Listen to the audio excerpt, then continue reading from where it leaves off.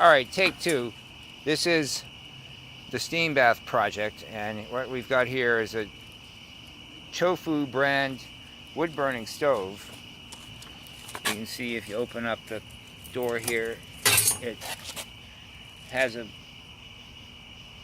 pretty spacious wood box there. And there's a layer of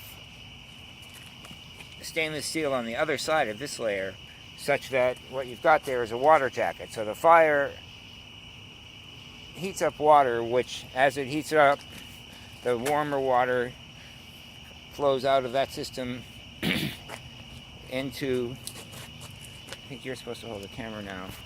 The warmer water flows out of here where it's getting heated up and comes up into this, and then there's a pipe at the bottom of this pot here that takes less warm water back to the stove. And this is a product sold for heating hot tubs principally, and it does a very good job of getting the water up to about 104, and then you probably spend some time regulating the fire down so that the water doesn't get too hot. In this application, we're just going ahead and boiling the water, and what we're doing that for is to be part of the steam bath project that Shepard wants me to say that this is a naked setup, because what we don't have is the actual structure where the steam would be happening. Oh look, it's about to rain.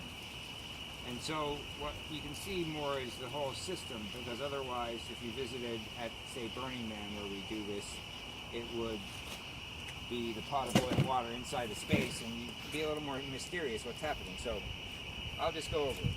Here's the stove, water heats up, comes in here, goes around in a loop.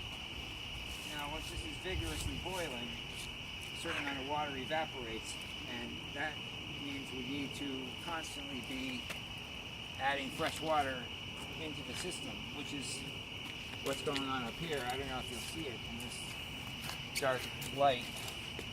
Oh gosh, I better hold the light a little bit, Shep.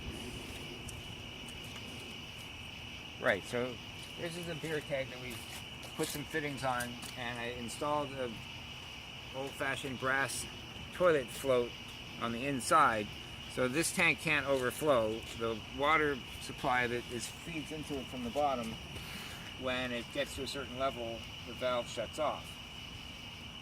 And then there's another fitting that lets water from this tank flow down into this pot down below.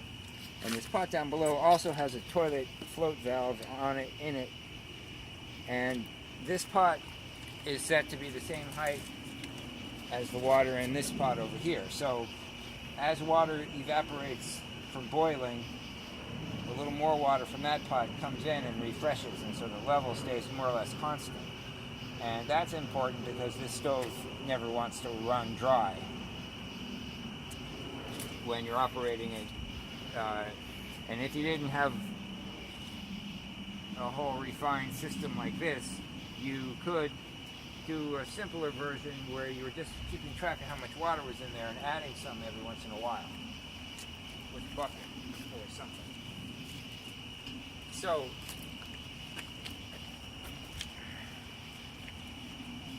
what do we see? Water jacket here. When there's a fire in that box, water heats up. In this small system that's looping around, there's approximately 30 gallons of water. It doesn't take more than an hour before this water is boiling. This system here keeps the refresh rate happening, so as water evaporates, more water comes in, and it comes right in this white hose in the back of the stove there.